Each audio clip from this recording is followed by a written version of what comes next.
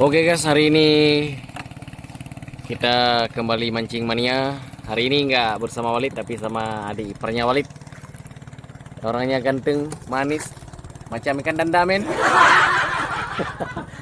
Tapi kasihan dia hari ini, sayang sekali digigit sama ikan apa namanya tadi, ikan cuale, hampir putus tangannya saudara-saudara.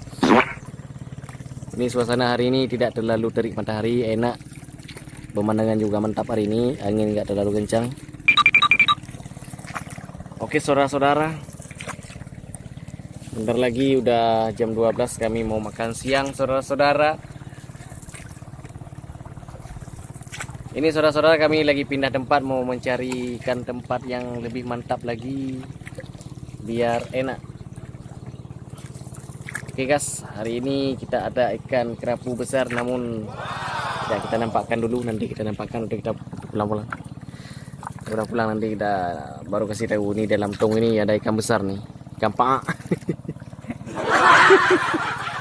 Oke saudara-saudara, masih jauh perjalanannya, sungainya masih luas, jadi ikannya juga masih banyak. Namun hasilnya pemancingan hari ini ikan kirung yang banyak saudara-saudara. Itulah saudara-saudara,